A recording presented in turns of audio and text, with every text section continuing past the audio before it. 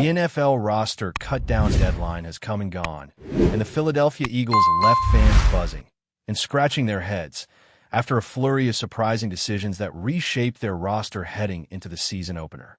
With several names unexpectedly shown the door, including a once-promising rookie quarterback, a dynamic young wide receiver, and a pass rusher many thought was locked in, the Birds also threw a curveball by keeping a few players nobody had penciled in just a few weeks ago. Add to that the continued rise of Darius Cooper, whose underdog story keeps gaining momentum, and you've got the recipe for one of the most dramatic cut-down days in recent Eagles history. And just like that, we're officially inside the final stretch before the regular season kicks off, with that all-important showdown against the Cowboys looming just over a week away. But while Eagles fans are looking ahead, it was another NFC East rival that made waves off the field. Washington and their star wideout finally ended a long, tension-filled offseason standoff as Terry McLaurin inked a massive 3-year deal worth $96 million. After skipping out on OTAs, minicamp, training camp, and tossing in a trade request up the pressure, McLaurin now stays in Washington, and that's not exactly great news for Philly's defense. Still, after all that time away from practice, it'll be interesting to see if his chemistry with the offense is affected early in the season. Back to the Birds, though, and let's talk about something that always gets fans fired up, the NFL Top 100 list. 2 more Eagles found their names on it recently, starting with Lane Johnson, who landed at number 23 overall. Look, let's be honest here, that might be a little low. In terms of sheer dominance and consistency, there's a strong argument to be made that Lane is the best defensive lineman in football, especially coming off a Super Bowl winning season. He's a tone setter, a leader, and the type of player you win with. So while it's great to see him earn recognition, many in Philly would argue he deserves a bump up the list. Then there's quarterback Jalen Hurts, who is slotted at number 19 overall. Again, recognition, yes. But logic? Maybe not so much. Last year, when the team collapsed late in the season and failed to make a deep playoff run, Hurts was placed 15th on the list. Fast forward a year, and Hurts has just led the Eagles to a Super Bowl win, earned himself Super Bowl MVP honors, and dropped 4 spots. How does that math work? You win the biggest game on the planet and somehow fall in the rankings? Still, whether he's number 19 or number 5, Hurts has shown he belongs among the elite. And it's only going to fire him up more heading into this new campaign. But before the team could fully lock in on Dallas in Week 1, they had to make some tough decisions to get down to the final 53-man roster. And the cuts came in waves. The first round started Sunday and carried into Monday, with the Eagles releasing a handful of players that, just a few weeks ago, looked like they had solid chances of making it. Names like Dorian Thompson-Robinson, Louis Cine, E.J. Jenkins, and Kenyon Green were all waived. And in the case of Green, the very same player involved in the trade that sent C.J. Gardner-Johnson out of town, that cut raised a lot of eyebrows. Green didn't make the impression needed in camp, and injuries didn't help his case either. For a guy who arrived with expectations, his exit was abrupt. Maybe there's a shot he lands on the practice squad, but the fact that he didn't even survive the first wave says a lot. Then there's the case of Kyle McCord, the rookie quarterback who was expected to slide in as QB3. That hope evaporated when the Eagles pulled off the trade for Sam Howell, which made McCord expendable. Still, to see a young quarterback cut this early always feels a little shocking, especially one who had flashes of potential in preseason. Again, the practice squad feels like a possibility, but it's a reminder of how quickly things change in the NFL. Perhaps the biggest gut punch of those early cuts was Eli Ricks.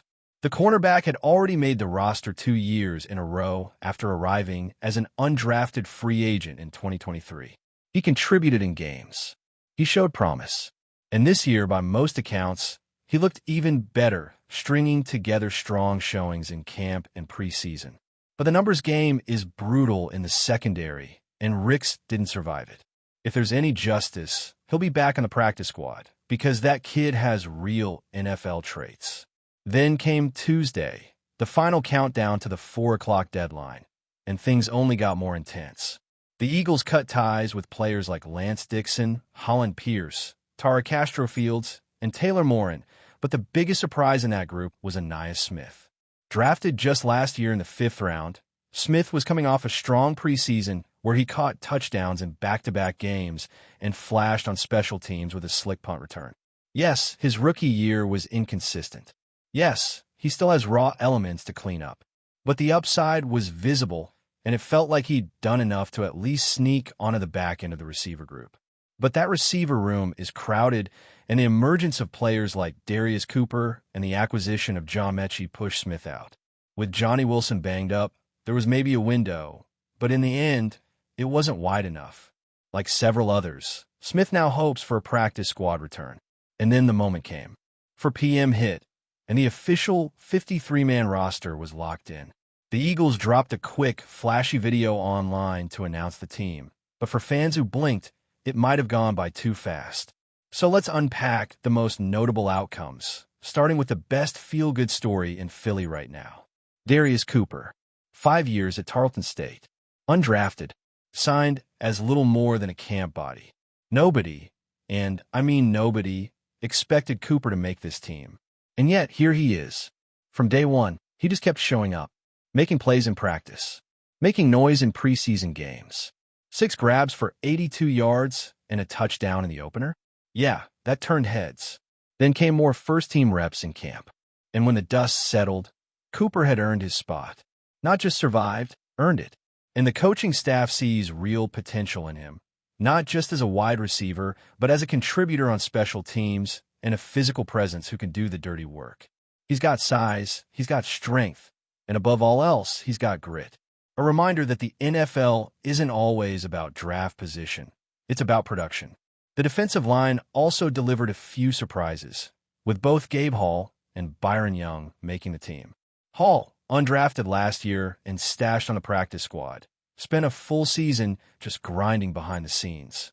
This summer, that work paid off. His development earned him a real shot, and he took it. Young, on the other hand, came in with pedigree, an Alabama product, a third-round pick by the Raiders, but hadn't played a snap for Philly due to injuries after being claimed late last season. Still, the Eagles liked what they saw, and they made room.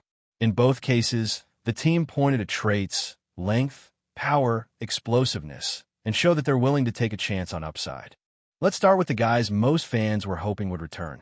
Eli Ricks was probably the biggest name everyone had circled the moment he was waived.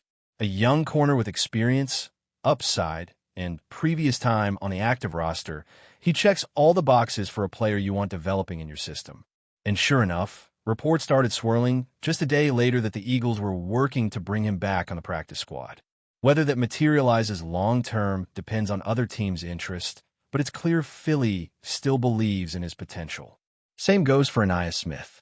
After that promising preseason showing, it's tough to think they just let him walk without making an effort to keep him around.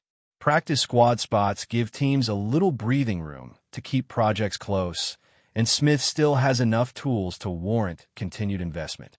But beyond the returnees, the Eagles also used the final cut window to double down on some of the players they kept, and that starts with Darius Cooper. The love from the coaching staff and front office didn't stop once he made the roster. In fact, if anything, it intensified. Nick Sirianni and Howie Roseman were both vocal about what they see in Cooper, not just as a flash-in-the-pan camp story, but as someone who could carve out a real role in the offense and contribute meaningfully this season. That's not lip service. You don't hand out first-team reps in training camp unless you think the guy can handle it. And with the Eagles' wide receiver depth still uncertain behind their top targets, Cooper has a shot to be more than just a feel-good headline. What makes his story so powerful is how unlikely it all seemed just a few months ago. Tarleton State isn't exactly a pipeline to the NFL, and when Cooper arrived in Philadelphia, he did so with zero fanfare. Most assumed he'd be gone by the first round of cuts. But from the first day of camp, he kept showing up. Whether it was one-on-one drills, red zone situations, or full team sessions, Cooper consistently made plays. He showed physicality, reliable hands, and the kind of work ethic that coaches dream of. Add in his willingness to play special teams and his no-nonsense mentality, and it's easy to see why the Eagles couldn't let him go. He earned his spot the hard way, and in Philadelphia, that counts for something. Meanwhile, on the defensive line, the Eagles made it clear that Gabe Hall and Byron Young aren't just placeholders. They believe these guys have developmental upside that can be tapped into over time, and they're ready to invest in that. Hall in particular feels like a win for the team's internal development program. A year spent on the practice squad, grinding behind the scenes, learning from the veterans. It's not glamorous, but it paid off. When he stepped back onto the field this summer, he looked like a different player. More polished, more confident, and more explosive. That kind of year-over-year leap is exactly what every team hopes to see from their stash players. And for a team like the Eagles that has always placed high value on the trenches, Hall's growth could pay big dividends down the road. Byron Young, on the other hand, is a different story. He arrived with more pedigree, but less opportunity to showcase it. Claimed late last year, he spent most of his time rehabbing and learning the playbook. This offseason was his first real chance to compete, and apparently, he did enough to convince the coaching staff that he's worth keeping around. He's a stout, powerful presence in the middle, and if he can stay healthy, he could become a sneaky, valuable rotational piece. Between him, Hall, and the established veterans, the Eagles' interior defensive line has both depth and youth now, and that balance is critical over a long season. On the edge, the decision to keep Agbo Arona over guys like Patrick Johnson and Antoine Power Island sent a loud message. Raw pass-rushing traits and athletic upside still carry major weight. Arona is far from a finished product, but the flashes he showed in camp, particularly his burst off the line and ability to win with speed, were enough to tip the scales. In a league obsessed with getting after the quarterback, you can never have too many options who can bend the edge and disrupt the pocket. The Eagles clearly see something in Arona that they think they can mold into a weapon, and while it came at the expense of more proven names, it reflects a longer-term vision. That said, the door doesn't feel closed on either Johnson or APR. The Eagles have kept the lines of communication open, and if roster spots open up, either one could be back in green sooner than later. Offensively, the Eagles' decision to carry 11 linemen, and 12 if you include IR-bound Miles Hinton, felt like an old-school move. In today's NFL, where many teams go lighter on the offensive line to load up at skill positions or defensive packages, Philly once again zigged while others zagged. But there's a reason for it. The Eagles know that offensive line depth is one of the most critical elements to surviving a 17-game season. And with injury history playing a role for several starters, it makes sense to keep that cupboard stocked. Guys like Matt Pryor and Fred Johnson might not be household names, but they're versatile, experienced, and capable of stepping in without derailing the offense. And with rookies like Drew Kendall and Cameron Williams now officially on the active roster, the team is building a future pipeline while protecting its present. At the same time, there were a few head-scratchers. Cutting Charlie Hewlett without an immediate replacement at long snapper was one of them. That role is often overlooked until something goes wrong, and going into Week 1 without a dedicated long snapper on the active roster felt like a risky move. But the expectation is that Hewlett will return via the practice squad, likely getting elevated before the opener. Still, it's a reminder that even the most minor positions are constantly in flux, and that special teams remain a puzzle the Eagles haven't fully solved yet. Another area still unsettled is the return game. With Avery Williams gone, the team doesn't have a defined return specialist. Darius Cooper is one option, thanks to his burst and vision. Cooper DeJean is another, though the team may prefer to keep him focused on defense early in his career. Even Jan Dodson, who's flashed some ability in the open field, could be a candidate. But as of now, no one has fully locked that job down, and with special teams often deciding close games, it's a situation worth monitoring. Before we continue, don't forget to subscribe to our channel and give this video a like. Your support helps us keep delivering the latest updates on our Philadelphia Eagles. And don't be shy. Share your thoughts on the news in the comments below.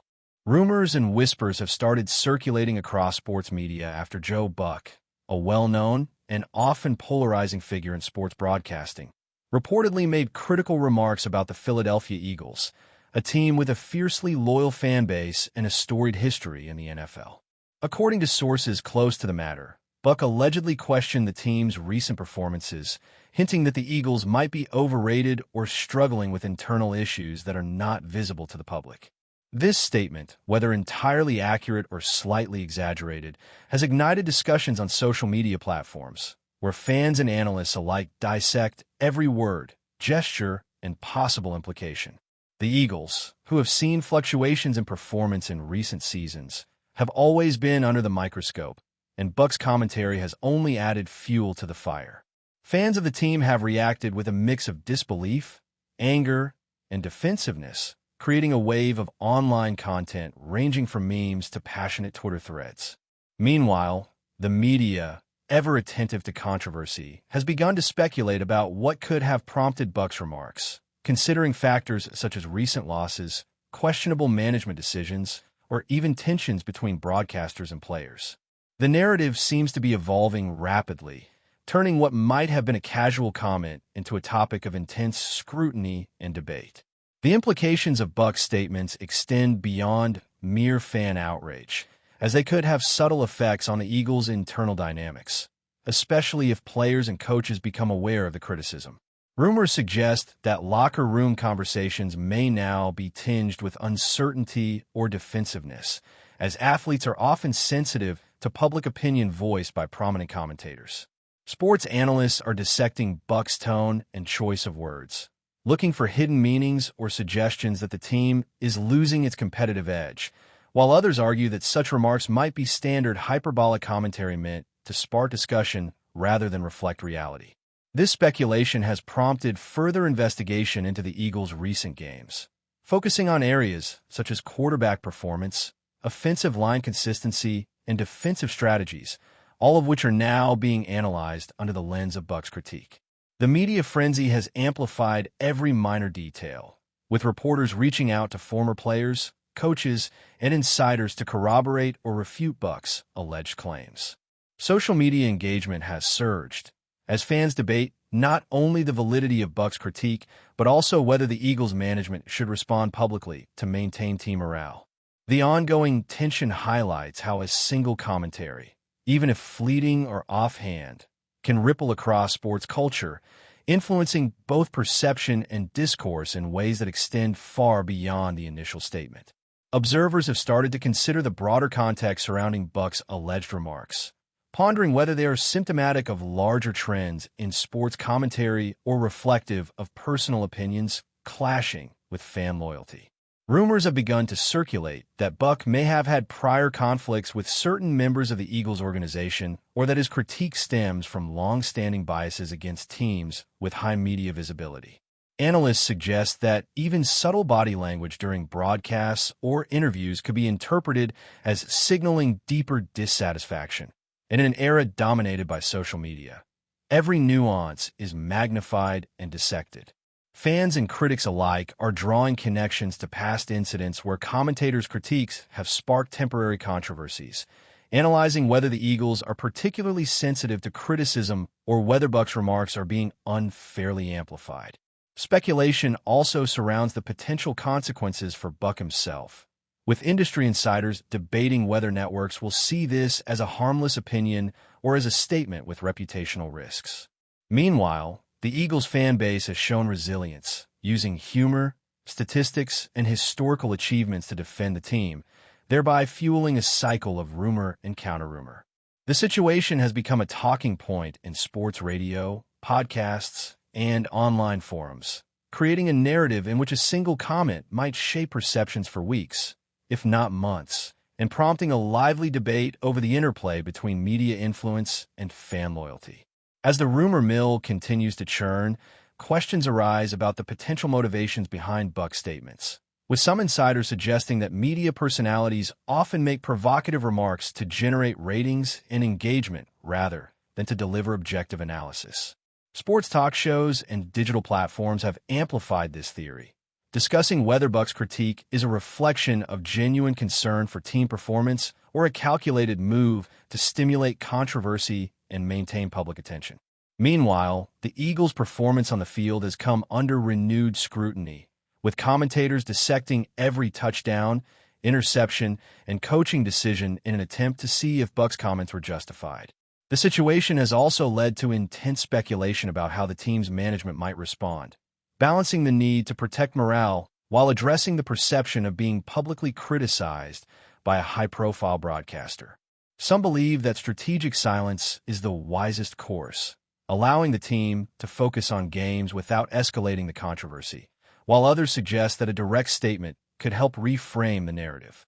The swirling discussion has even extended to comparisons with other sports figures who have criticized teams publicly, highlighting how such comments can influence both player psychology and fan engagement. As the rumor develops, every subsequent statement, game, and media appearance is analyzed in light of Buck's critique, reinforcing the notion that in professional sports, perception can be just as influential as actual performance.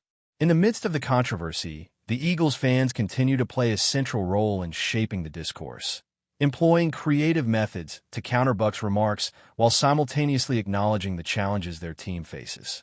That's it for this update. If you enjoyed the video and want to stay updated with exclusive news about our Philadelphia Eagles, be sure to subscribe to our channel and hit that like button. We can't wait to hear your thoughts in the comments. See you in the next video.